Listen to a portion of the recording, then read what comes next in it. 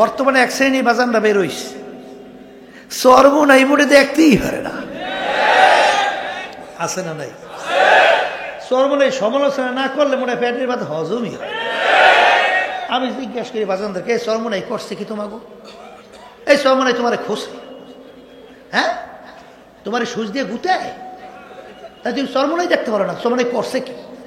হ্যাঁ এই সর্বনাই যে মানুষগুলো গেলে সেখানে মানুষগুলো কি নামাজে হয় না বেনামাজি হয়? হ্যাঁ শোনেন, ওই গেছিলাম সিলেট কিছুদিন আগে, সেখানে একটা যুবক ও বলতেছে হুজুর সর্বনাই মুজাহিদরা আমাকে দাওয়াত দিয়েছে সর্বনাই যাওয়ার জন্য। আমি হুজুর যাই নাই, গত ফাল্গুনে আমি গেছিলাম। তা যাওয়ার পরে আমার জীবনে প্রথম নামাজ পড়া শুরু করছি। যাওয়ার পর ভালো হয়েছে না খারাপ হয়েছে?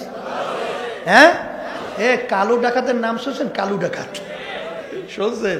সিলেট সুনামগঞ্জ। এই সর্বনাইতে দাওয়াত দিতে দিতে কালু ডাকাত নিয়ে গেছে সর্বনাই। আমি লোকজনের সঙ্গে দেখা করতেছি, একজন আমার কানে বলে হুজুর কালু ডাকাতকে নিয়ে আসছে। কিসের কালু ডাকাতটা কি? আমি মাথা ঘুরাইয়া পিছনে দেখে তাকাইয়া দেখি এইরকম দৃশ্যের মানুষ আমার বয়সে আমার জীবনে আমি দেখিনি। কলে হুজুর কেমন? সুবহানাল্লাহ, এই মোষ এরকম মোটা, এই ঘুরাইয়া কানের উপর যে ব্যাখ্যা করি এরকম লাগাই রাখছে। কথা বুঝছেন? এইরকম মোটা মোষ। আচ্ছা, এরপরে গায়ের ভিতরে পোশাক পরছে কালো, পরনে যে পোশাক পরছে কালো, ওদিকে লোকটাও কালো, চুলগুলাই কান্দা পর্যন্ত লম্বা, বুঝছেন? এরপরে আবার চোখ দুই এরকম বিরাট বিরাট লাল। আমি তাকাই, আল্লাহ এই দৃশ্যের মানুষও আছে? জোরে শব্দ করে আসবে কেন? যাই কথা বলতে চাইছিলাম, সেই কালু ডাকাত সর্বনাই ময়দানে যাওয়ার পরে সেদিন কেন দেখা সিলেট, ওই সিলেটে আলিয়া মাঠের মাঠে দেখলাম, মনে এখন তাকাইলে মনে একজন আল্লাহর ওলি হয়ে গেছে। ভালো হয়েছে না খারাপ হয়েছে? আর একটু আসতে কর, আপনাদের এলাকায় দুই একজন তো নাই মনে হয়, আপনাদের এলাকাও আছে। কি খারাপ হয়ে গেছে না? খারাপ হয়ে গেছে। তাহলে সর্বনাই গেলে মানুষ কি হয়? ভালো হয় না? এরপরে আমরা মাঠে ময়দানে কাজ করি, এই যারা কাজ করে তাদেরই তো দোষ ভাই। কাজ নাই কাম নাই, নাকে তোল দিয়ে নাকটাই না ঘুমায়, ওর আবার দোষটা কি? মাঠে ময়দানে কাজ করি আমরা, ভুল তো হইতেই পারে, কথা বলে না।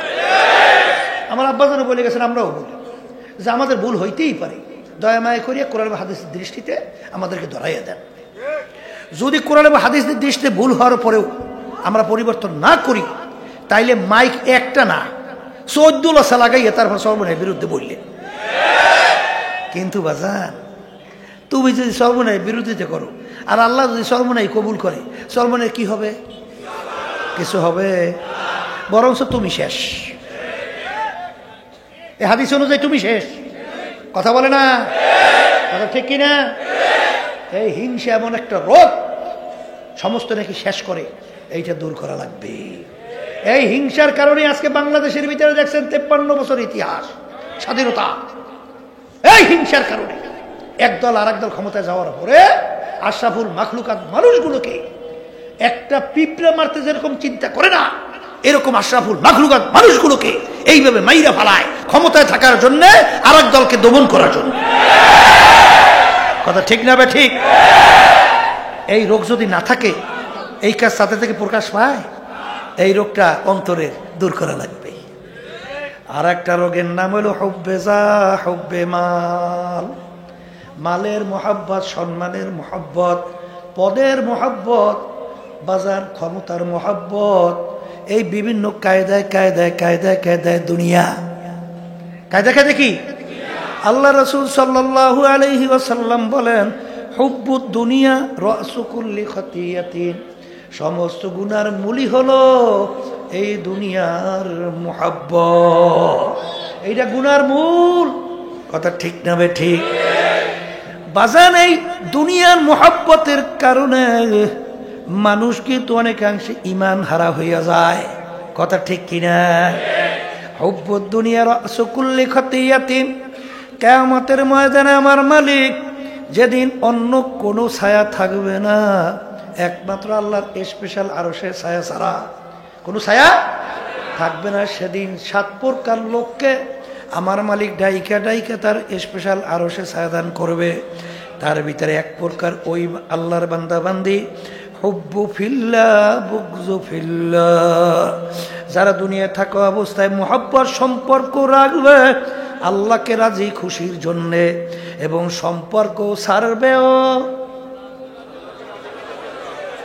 কার রাজি খুশির জন্যে? আল্লাহকে রাজি খুশির জন্যে। এই শ্রেণীর মানুষদেরকে আমার মালিক ডাইকা তারা আরশের নিচে ছায়া দান করবে। এক শ্রেণী আমার বাবারা দল করে, সেই দলের কার্যক্রম, নেতাদের আচরণ, তাদের সিদ্ধান্ত অনেকাংশে ইসলাম, কোরআন এবং হাদিস বিরোধী। কথা বলে না? তারপরেও সেই দল ছাড়ে না।